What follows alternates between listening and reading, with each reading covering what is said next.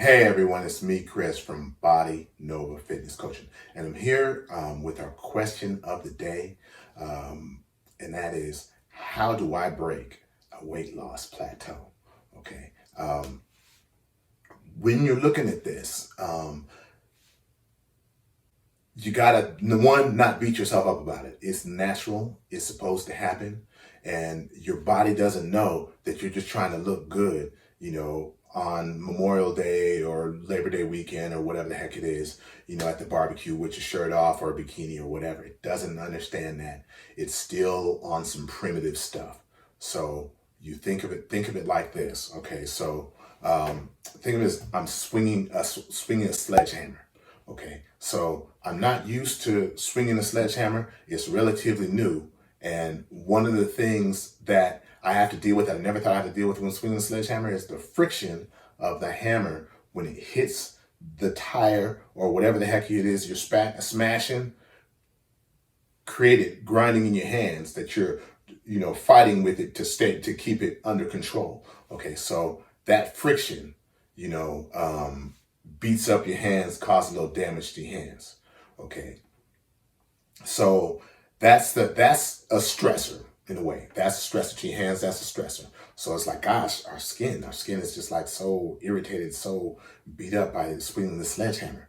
So what happens is it tries to come back a little tougher by building a callus. Okay, like the callus I have on my hands. Okay, so that in a nutshell is something that is an example of the general adaptation syndrome. Okay, and that is very similar to what goes on with your body. Okay, so think of it like this: is you're at maintenance, or like I'm at homeostasis right now. I'm not really moving much, So with that, I'm burning a certain amount of calories, and I can easily maintain my body's processes. Okay, so once I start exercising, that's a stressor. I don't care if you feel good afterwards, your body perceives that as a stressor because in order for you to feel less pain when you exercise, in order for you to make exercise easier or have more energy from the exercise, your body has to release adrenaline and stress hormones to deal with that exercise. So exercise is a stressor. You know what I mean? It's not a good stress and a bad stress. The body doesn't differentiate between that. It's just a stressor. All right. Eating less than your body needs to maintain your weight, or creating what we call a caloric deficit. Okay. That is a stressor. Okay. So it depends on how big of a stressor that you make it. So what the body does then, if you're making it create all these stress hormones to deal with situations and create energy, because when you have to break down fat to make up to make up for the calories that you need that are above what you're eating in, because that's basically weight loss, you have to you want to take the calories or create the calories from the stores of fat. So you need stress hormones to basically make that happen, or to help make that happen. Okay. So as I say this, the body is dealing with all this stress, and one of the things it does is slows down the rate of calories, or the rate that you burn calories. Also, as you exercise, or like if I'm swinging the sledgehammer, I hit the tire with the sledgehammer, and I'm not aware that when I hit the tire with the sledgehammer just doesn't stay in one place like the bat does. The sledgehammer actually spins, you know. So I have to be prepared for that stress and maybe tense up or hold the hammer in a certain way, and things like that, to deal with that stress. And so then I get the calluses. That's our bodies dealing with the stress and doing what it's supposed to do. Okay. So and keeping us what it perceives as safe. All right. So we get that. That's basically general adaptation syndrome in a nutshell. I have a video on this. I'll put the link in the description, but I can send that to you if you need me to also. All right. So general adaptation, it's eventually going to make it so we're expending less energy, either by getting better at it technically, or bringing down our metabolism, especially if we create too big of a caloric deficit. All right. So that being said, one of the things I always try to get from people, and one of the reasons why I ask clients so many questions, is you need to assess your situation. So that might be a painful thing for some people, but they have to honestly assess their situation and assess their needs and have a path of where they want to go. And once you have that understanding, that will give you some insight into how you break this plateau. And I'll explain this to you. Okay, so I have clients, and you look at them in relation to their goal, okay, or what they want to look like, and you're seeing that, and you get the numbers on that. So, okay, this is your body fat, this is her body fat. Okay, this is your lean body mass, with you being taller or whatever, being smaller than your goal's lean body mass. Okay, so to achieve that look, or very close to it. No, of course, we can't make you look exactly like that in some cases, because sometimes it's their genetics and you can't overcome certain things in genetics, like where their biceps attach. I have my bicep is pretty close to my elbow joint, all right? And some people's, they have longer tendons. That can't be overcome. You can get better, you can get bigger, you can make it look good, but certain things can't be overcome. All right, so, that lean body mass, if your lean body mass is smaller than your goals to achieve that chain look, that's going to be in your goals. If your body fat is higher than where you want to be, okay, that's in your goals, okay? Have you been stuck lifting the same weights for the same time, for a lot of time? Okay, that could be limiting, because remember, again, weight loss is about creating a caloric deficit. You want to expend more calories than you take in through eating, okay? So one of the ways to create a caloric deficit, remember, you have two. One is to basically exercise more, and there's different ways to exercise more, or eat less. People panic and they do both at the same time. You don't always need to do that, but as I say this, is exercise more, eat less. So ways to exercise more, and I talk about this kind of in more detail, or it'll make more sense if you go into my deal of progressive overload. But one of the ways to exercise more is, like, it doesn't have to be go from 3 days to 4 days to 5 days. It could just be, you look at the amount of volume of work. So workout, for example, that I did, where I did 100 reps. Okay, picked a weight that I can lift only 20 reps with, and I kept going until I hit 100. All right, so as I'm looking at the volume, an increase in volume, obviously 100 is the cap. If I did 110 reps, if I messed up, oh gosh, I stopped at 99 and I did 11 reps. Okay, 110 reps, that's more volume. That's more work. That's burning more calories. Okay, but let's say I lifted that, I did all the sets of that 100 reps, or all the reps of that 100 reps with 100 pounds, okay? That's going to be a certain amount of weight lifted, or a certain amount of tonnage, let's just say tonnage, right? What if I got stronger, and instead of 100 pounds for all those reps, like it's supposed to be, I lifted 110? Have I done more work? Have I created a larger deficit? Okay, so as I'm getting back, to my point, when you're creating these deficits, you can look at what you're doing. Okay, I'm performing this many reps of workout. Okay, I can fix that by performing more reps, or more sets, or more weight for the same reps. So there's different ways to create that larger deficit, but so that's kind of where this comes into play. If, for example, you're stuck and you've been with this lifting the same weights, and you've been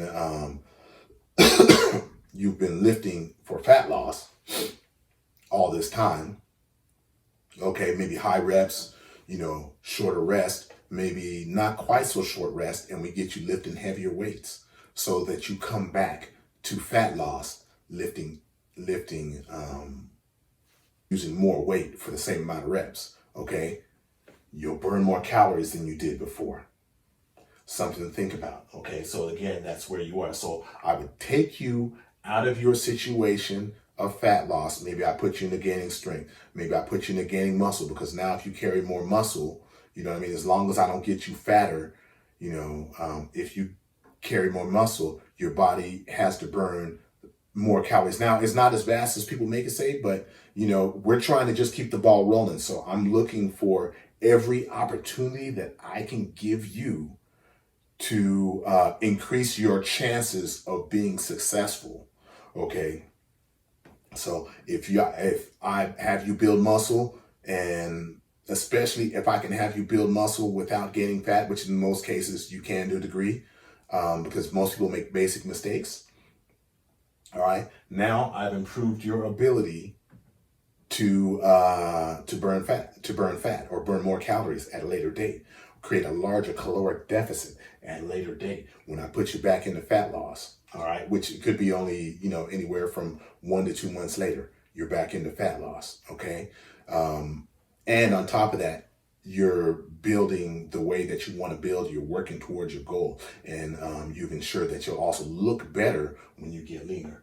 But you have to be honest about everything that you're doing, because if you're doing 15 to 20 reps and you think you're strength training, you know what I mean, or you think you're training to build muscle, you're not. And after the beginning phase, we call it the little introduction phase, you can get everything you want.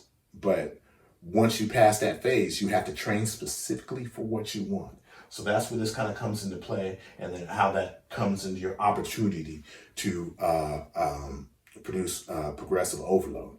So with that, I'm going to add to that is when I periodize, and what periodization is you're basically planning changes in training, to help you achieve whatever goals you want.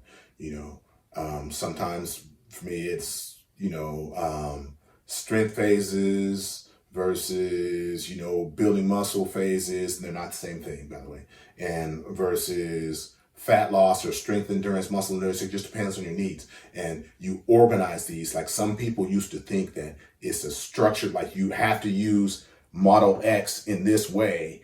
And this was used for powerlifters, which I thought was the stupidest thing I've ever freaking heard. That being said, okay, you cater it to your needs, okay? Your experience level, where you're currently at, when you're starting, and you push that cart along in that direction. So again, when you're talking about creating a deficit, if you use the same amount of work, which maybe that's done two different ways. So think of it as I can lift the same weight for the same reps, okay, and stay the same, or I can lift more weight for the same reps and burn more calories, or I can perform more work or perform more sets. So making 3 sets of 10, 4 sets of 10, I'm doing more work, right? Because I'm doing more volume. So that makes me burn more calories. So you have to look for those opportunities, to get that in. Okay, and apply progressive overload. And if you want that video, or those, I think it's 2 videos actually I have, where I give tons of examples in that, let me know and I'll get you that link. All right. I'm going to say first, fix your lifestyle, okay? Because people forget that this weight loss stuff is actually like a stressor on the body. This exercising hard, eating less, and sometimes you guys make your caloric deficits too big. So it could be eating way less. If you're eating less, anyway, sometimes that's a stressor. Okay, so you want to make your body better at dealing with the stress or being unaffected by the stress. So that means getting your sleep in order. Okay, because if your sleep's wacky, for example, you're not able to use your nutrition in the most efficient way possible because, for example, you can't get carbs to the right place where they're stored so you can use them to fuel your exercise. Okay, so you have to use an alternate source. So think about that with your nutrition, or think about it with your lifestyle. I'm sorry. Think about that with your lifestyle. All right.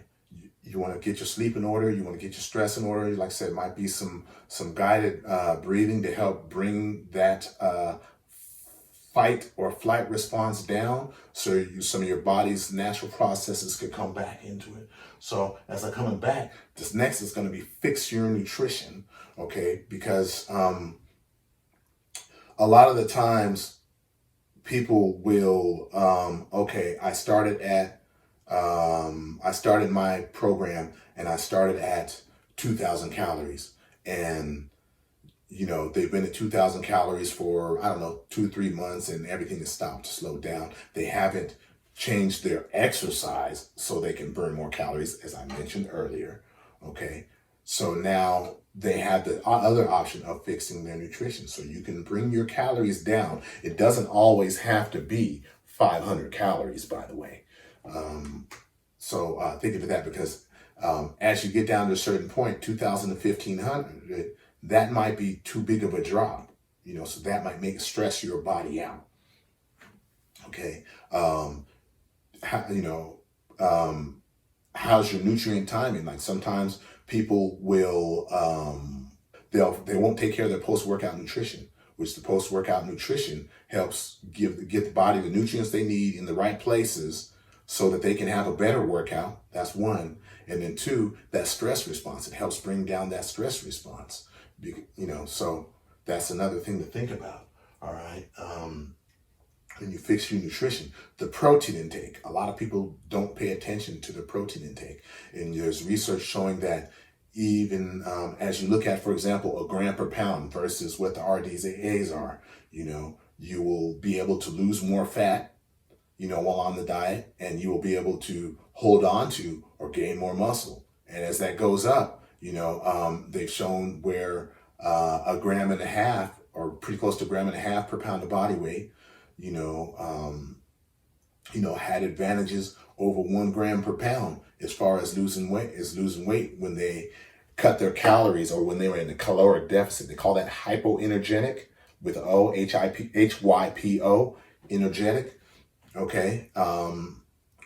So that higher intake allowed them to lose more weight while gaining muscle. And it makes sense, because anything about protein is a crappy energy source. So if you eat too much protein, and this is why bodybuilders have done this, if you eat too much protein, what ends up happening is, and you don't have enough calories, it has to go through a conversion process. It has to go through a conversion process to store this fat, and it has to go through a conversion process they call deamination to basically be able to use those amino acids as glucose, okay, or a carb source. So energy is lost in that conversion. It's not just a clean conversion. So some people think of that as a strategy to where they can get people to eat more, but but still have a caloric deficit, so they can lose weight. So those protein intakes matter, and I have a video on that there. So if you want that, let me know. I'm trying to keep this short, and I'm not doing a good job. All right, so those are the things that you got to think about. You want to basically, with your next level, you're at this plateau, boom, you got to think about everything that you want. You know what I mean? You may need to steer clear from that goal for a little bit, and take on a different aspect of that goal for 1 to 2 months maybe, and then get back to that, and make yourself, but do it in a way that's going to build you and make you better, so when you go back to weight loss, you'll be better at that. All right. And when you're doing that, you got to find your opportunities for progressive overload. Okay. And like I said, I have a video on that, but then progressive overload just isn't using more weight. You can change the exercise tempo. You can change the rest periods. Okay. You can change the way in which you perform. You can change the exercise selection.